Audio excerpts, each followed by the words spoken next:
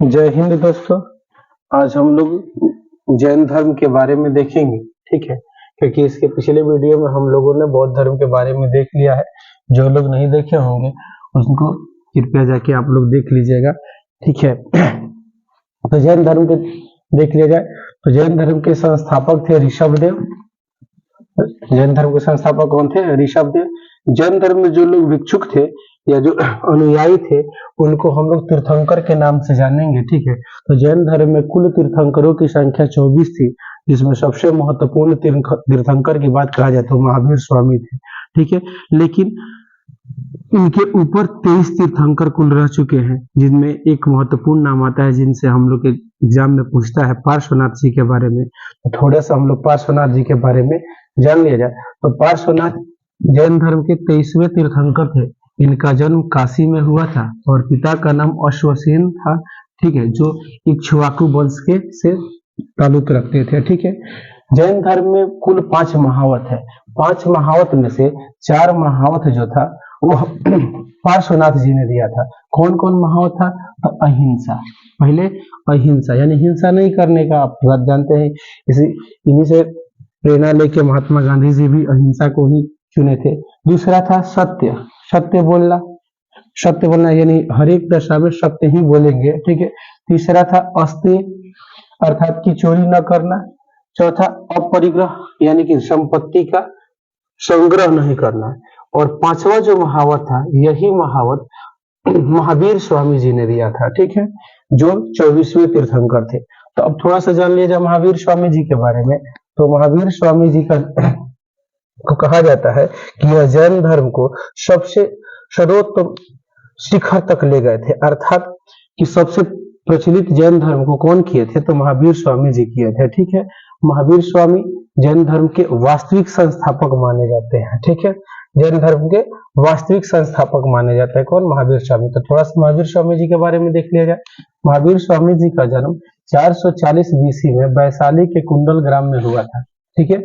440 BC में वैशाली जो बिहार में पड़ता है, ठीक है, कुंडल ग्राम में हुआ था। इनका बचपन का नाम वर्धमान था और पिता का नाम सिद्धार्थ था।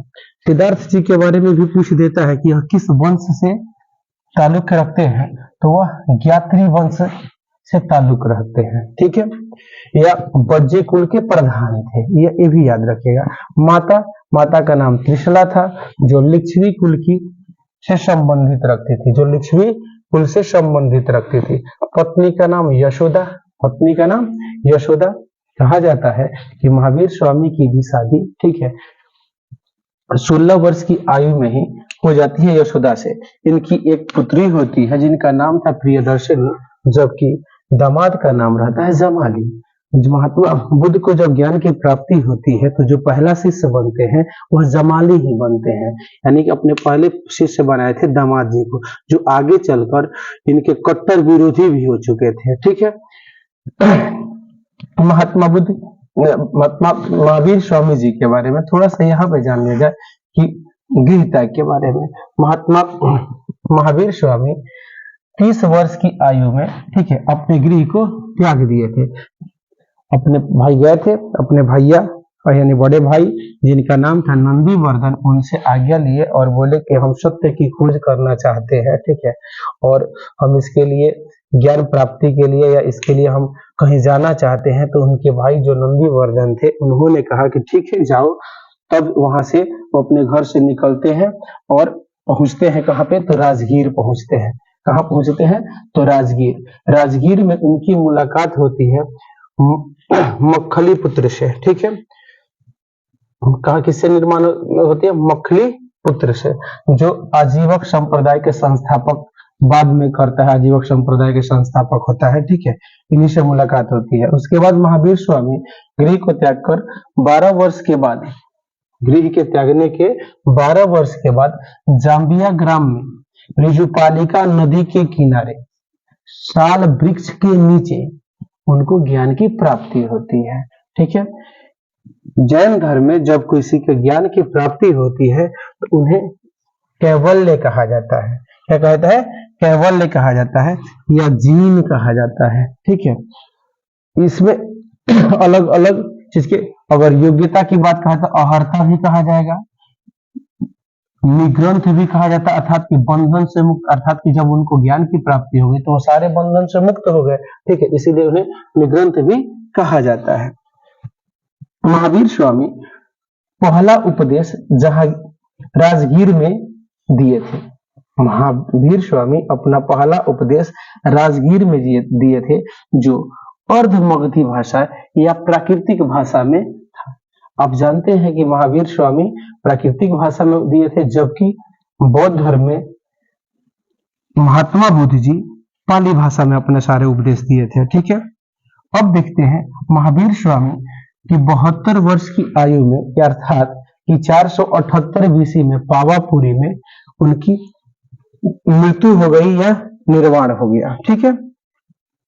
यह कहा जाता है कि महात्मा जैन धर्म में मोक्ष प्राप्ति के सबसे सर्वोत्तम मोक्ष की प्राप्ति अगर करनी है तो आपको सुलेखना विधि या संलेखना विधि से, ठीक है, प्राण को त्यागना पड़ेगा, जो सबसे उत्तम माना जाता है। भद्रबाहु जी के कहने पर या भद्रबाहु जी के सलाह पर चंद्रगुप्त मौर्य ने, ठीक है, कर्नाटक के श्रवणबेलगोला में श्रृंगेरी पर्वत के पर अपने शरीर को सुलेखना विधि से त्याग दिया था। कहा जाता है कि उस समय मगध में बहुत भीषण अकाल पड़ा था, ठीक है, जिस कारण से खाए बगैर लोग मर रहे थे।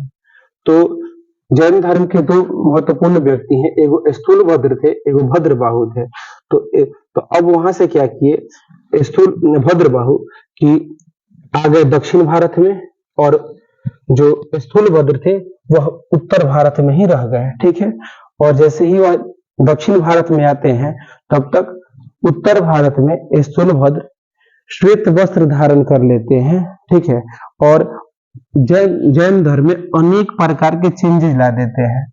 अब यहाँ से जब भद्रबाहु जाते हैं तो उन दोनों लोगों के बीच में एक संगति होती है पाटलिपुत्रा में, ठीक है, पाटलिपुत्रा में होती है, जिसमें जैन धर्म दो भागों में टूट जाता है, श्वेतांबर और दिगंबर। श्वेतांबर मतलब श्वेत वस्त्र धारण करने वाला, और दिगंबर मतलब नंगे रहने वाला। इसी में भद्रबाहु ने 12 अंग नामक ग्रंथ की रचना की। अब थोड़ा सा हम बात कर लेते हैं फटाफट में, ठीक है। जैन धर्म के से संबंधित कौन कौन राजा थे, तो हर्यक वंश का उदयन थे, नंद वंश के महापदम नंद थे, मौर्य वंश के चंद्रगुप्त मौर्य, और कलिंग के खारवेल, मगध के बिंबिसार और कौशल के प्रसेनजीत सिंह थे, ठीक है। संबंधित मंदिर की बात कर लिया जाए अगर, तो मध्य प्रदेश के खजुराहो में स्थित जो खजुराहो का मंदिर है, जिसे चंदेल शासकों द्वारा बनाया गया है, वो भी जैन धर्म से संबंधित है। कर्नाटक के जो श्रवणबेलगोला में स्थित गुम्तेश्वर मंदिर है, जो चामुंडेराज के द्वारा बनाया गया है, वो भी जैन धर्म से संबंधित है। राजस्थान के जो माउंट आबू पर्वत पे दिलवाड़ा मंदिर है, ठीक है, जो सामंत विमल जी द्वारा बनाया गया है, वो भी जैन धर्म से संबंधित है। अब इनके कुछ हम लोग प्रमुख तीर्थंकर के बारे में जान लेते हैं, ठीक है। पहला तीर्थंकर थे ऋषभदेव, जिनके